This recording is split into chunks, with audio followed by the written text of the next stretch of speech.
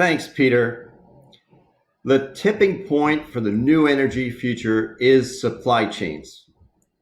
A lot of people think it's the lowest levelized cost of electricity, but the fact is that solar modules, batteries, and fuel cells can be set up at small scale. They can be customized and nested, and this will help create demand. So we have a lot of existing baseline demand that will be served through very large scale plants and very large scale oil and gas production and refining facilities. But this capability to have flexible, nestable, customizable, and small scale solar energy storage devices and hydrogen fuel cells will enable demand growth and allow us to have electricity and power in general terms where we didn't have it before, where we didn't think we needed it, where we didn't think we knew it could go. And this will allow not only to serve the energy needs of the future, but to grow energy capacity and thereby increase demand as well. So to create a convenience factor and a lot of supply chain driven growth. So the change that we're going through is actually a huge kind of a conceptual tipping point. It's one that's sort of like the tipping point that led information theory to enable the internet and telecommunications. It's sort of like the transformation that allowed containerization to transform global shipping, which then transformed global trade. So in 1944, somebody named Claude Shannon invented something called information theory. And what he did was he showed how to break down little bits of information. He invented basically the 0-1 paradigm and showed how, and specifically quantitatively figured out how to transform information into bits and bytes. And this then became basically the backbone of modern telecommunications. It's a backbone of everything we use today, whether it's the cell phone, the phone, recording devices, etc. Similar transformation occurred in the container shipping industry, where I used to work for about 15 years. A guy named Malcolm McLean set up a shipping company around a principle that you could put stuff into containers and then put the containers onto trailers and drive them. It was called intermodal transport. But before about 1956, this didn't exist at all. So everything that was put onto a ship had to be loaded and unloaded by hand manually. This containerization cut down the cost of shipping by 97%, totally transformed the shipping industry. So today, the energy industry is at the cusp of this kind of turning point, and it is a supply chain turning point. So until today, oil and gas and electricity companies have been producing what they produce in massive centralized plants, whether it's an upstream oil and gas whether it's a production, or whether it's refinery, whether it's a coal-fired power plant, whatever it is, they've been producing in these location-dependent, high-scale kind of paradigms, and they've been then transferring that power from where it's generated over a massive distribution and transportation network to lots and lots of sites where individuals and businesses kind of draw on that.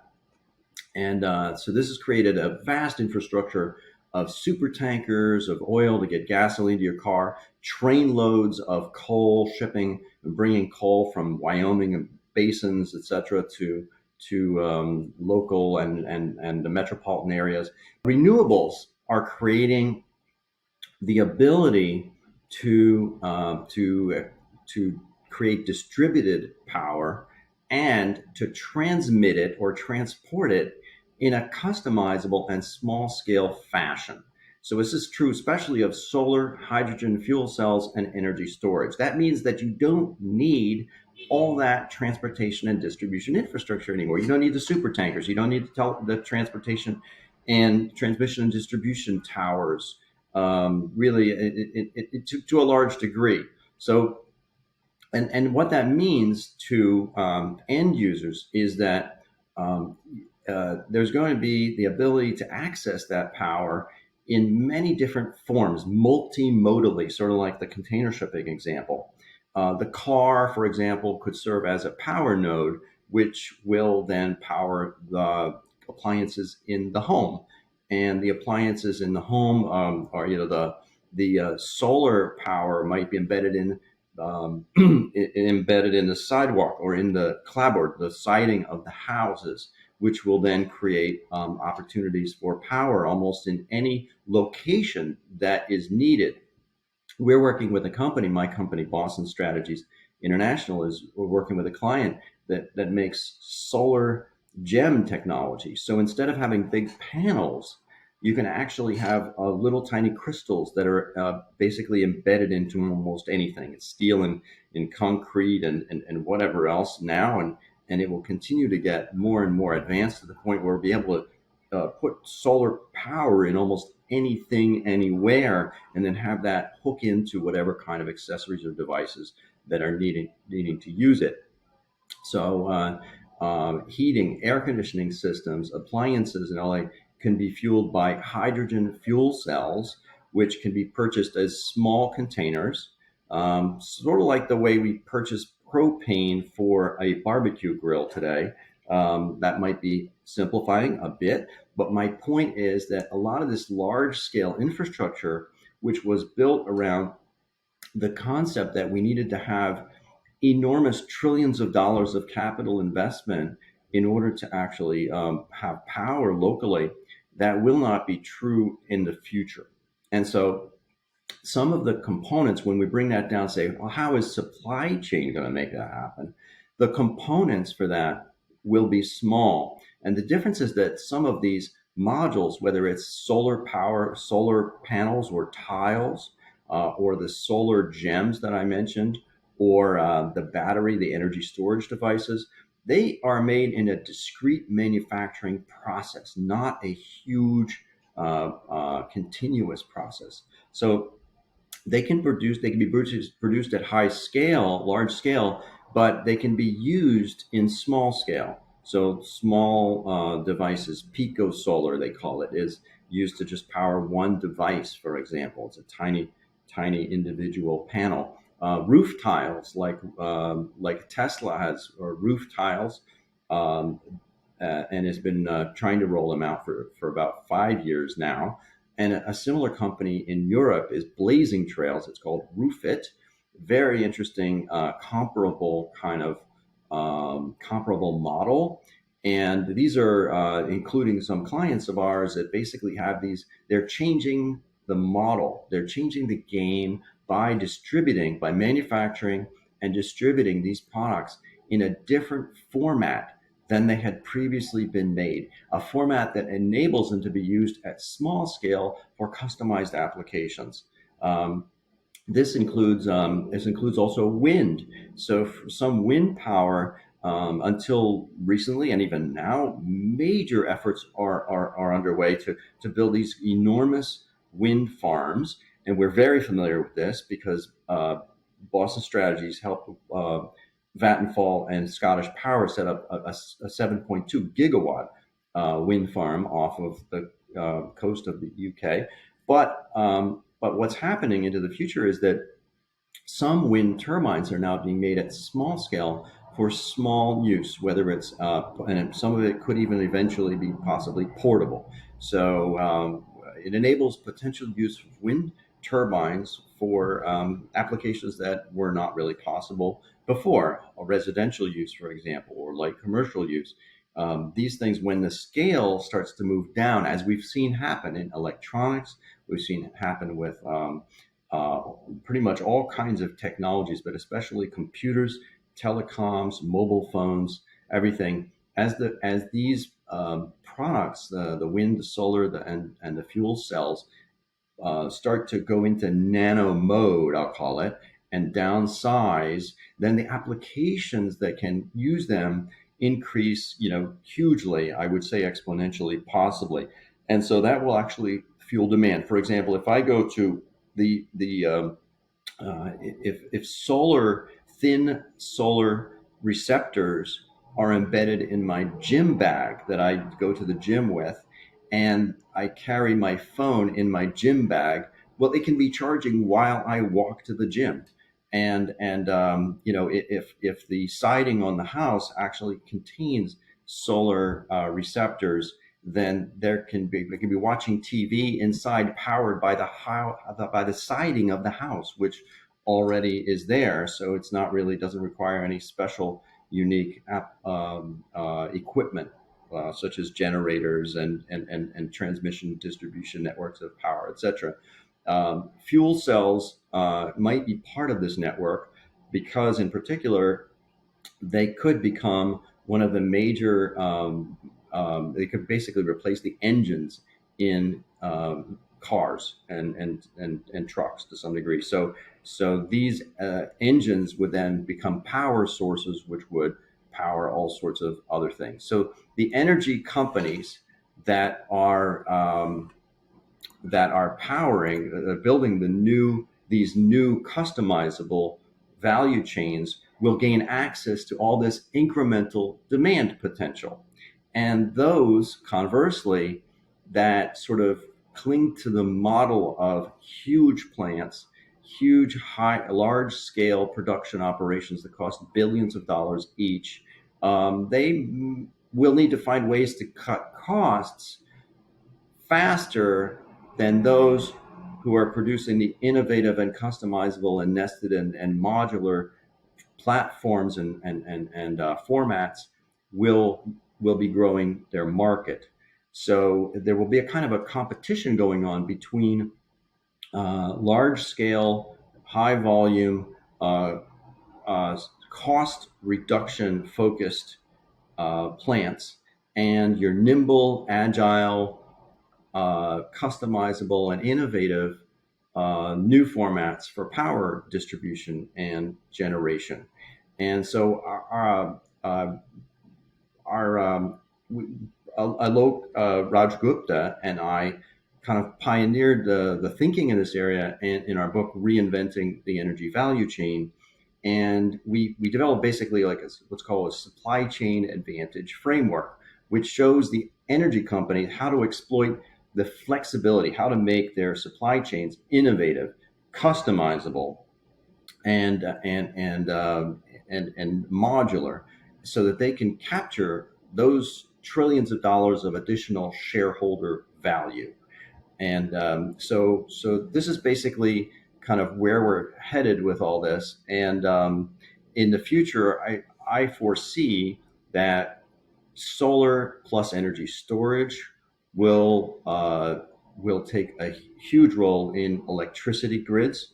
And I'm not the only one, of course. Many people have predicted this over time, but that it will also power a lot of light vehicles, bikes, motorcycles, single person cars. There is a company in Germany now that is actually called Sono Motors. Sono Motors is producing or developing the prototype of a solar car. So this is a car that's built with solar, embedded thin film solar fenders, hoods, etc.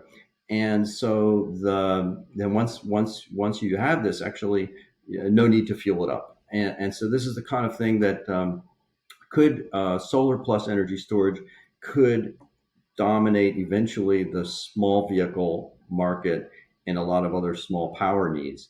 Whereas hydrogen plus fuel cells may prevail in heavy vehicles, because especially fleets of cars, trucks, and buses, where you have closed loops and recharging, refueling stations that can provide the power and torque that are necessary to drive those heavy vehicles. And we think that wind will face competition with both of those due to the unpredictability of wind power. It's called the intermittency problem. But that energy storage will increase in scale and size and duration to be able to handle some wind, especially for large scale utility use. But then eventually oil and gas will sort of face a lot of competition with these new formats. The difference will really be supply chain management. So that's my point, is that a lot of people look at this and they say, well, it all comes down to levelized cost of energy, which means basically how low can the cost go for each technology. But in our view of supply chain, and in my view of supply chain, which dates back to my first book called The Guide to Supply Chain Management, which was published by The Economist, I identify 4 strategies on how to generate value through supply chain management. I mean, shareholder value. One is rationalization, the other is synchronization. Those 2 are cost focused. And then the third one is customization, and the fourth one is innovation. Those are market growth driven. So what's been happening is that the fossil fuel industry is kind of now playing on the cost driven side of the equation. And I would say they're playing on half the ball field, because the companies that are able to change the format and go to a distributed market with the distributed format and customize and continually innovate the technology and the product format and the channels of distribution, will be capturing the market growth potential that's on the other side of the ball field. While writing Reinventing the Energy Value Chain, Alok and I evaluated the impact of 14 widely used supply chain improvement techniques on net margin, gross margin, asset productivity, and revenue growth potential. And then we compared all the energy technologies on 5 dimensions of supply chain value generation potential. I know that sounds a little bit complex because there are a lot of numbers in there and different techniques, but let me summarize this in a few charts, because the supply chain advantage of renewables stares you in the face when you look at these charts. This chart here shows the supply chain value potential of one type of those energy production technologies: coal and gas-fired thermal power generation. This is a sort of what we call a spider diagram, or I call it the cobweb diagram, but it shows the extent to which supply chain management can generate shareholder value through rationalizing costs, which is the top center, and the right center. It would basically those show to the extent to which supply chain management techniques like inventory reduction, capital plant scheduling, and things like that can cut costs. And the bottom left measures the degree to which customization can add shareholder value. The bottom right, the degree to which innovation, like repetitive product innovation and new releases, can increase shareholder value through supply chain management.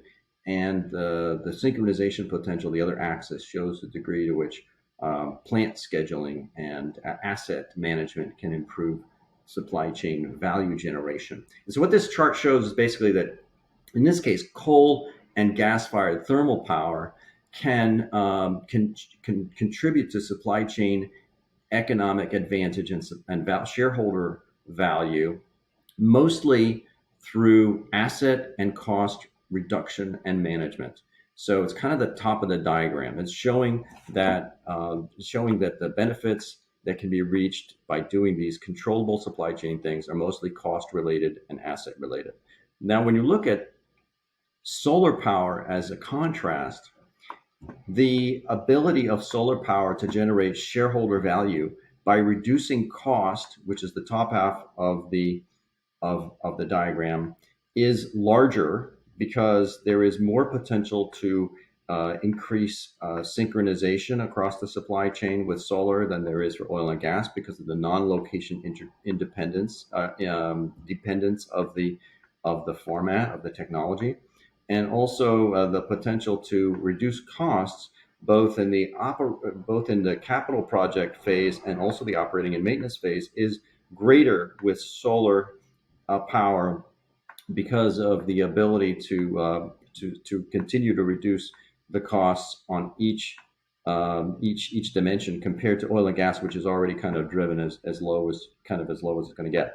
Then the bottom part shows the other half of the picture, which is that in addition to these benefits, solar power has a huge ability to be customized to the individual application and has a huge ability to come out with innovative new products, new technologies. We've seen thin film come out. There are many, many different chemistries of solar panels. Most people don't go into it at that level of depth, but there are sort of like continuous new releases coming out that are almost like new versions of Windows or new versions of the iPhone. And we don't really think of it that way because all we see is a panel, but it's always an emerging technology with a rapidly changing substrate chemistries. And so the ability to improve supply chain potential and through replacement of units, looking at life cycle cost of changes, optimizations, and things like that, through all that falls under supply chain management. That is much, much greater than it was in the chart we just looked at for coal and gas fired power generation. And then in addition to these, the solar power was just one chart, but similar patterns exist for fuel cells and energy storage. Then this last chart shows the what I call the supply chain value generation frontier. The middle of the chart, the blue line, shows kind of the core potential where we are today for fossil fuels, and it shows where renewables are as a whole. So comparing all the different fossil fuels, if you lump them into average them together, you have oil and gas, you have coal, you have anything that's kind of fossil fuel driven, and I think we may have thrown nuclear into this as well because nuclear isn't technically a renewable source, although many people kind of lump it into that category. Then you compare that against the outer diagram, which shows that renewables potential for supply chain value generation is almost at the outer extremes or the maximum amounts on every dimension. We're looking at into the future at the likelihood and continuing and ongoing cost reduction per unit and per kilowatt hour of every renewable technology that's out there today, and very, very steep rates of decline on some of the rapidly emerging technologies like energy storage and fuel cells.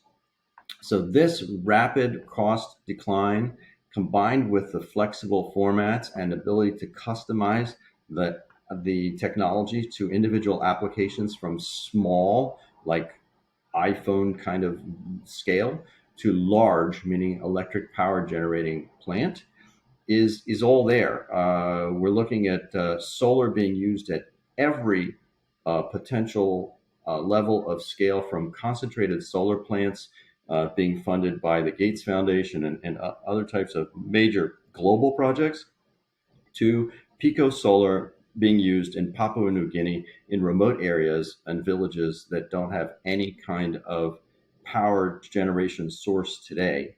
So the potential for solar is way out on the outer extremes on every dimension. And that's kind of this chart kind of summarizes the supply chain advantage of renewables, at least some renewables, compared to traditional fossil fuel power, which is location dependent and asset intensive. So, well, there you go. This has been David Stephen Jacoby with Boston Strategies International. Thanks for tuning in. If you're an energy producer or a technology or equipment provider who wants to have a clear understanding how to best apply these supply chain techniques, I definitely look forward to talking to you. Please reach out, and I look forward to your questions during the Q&A. Thank you.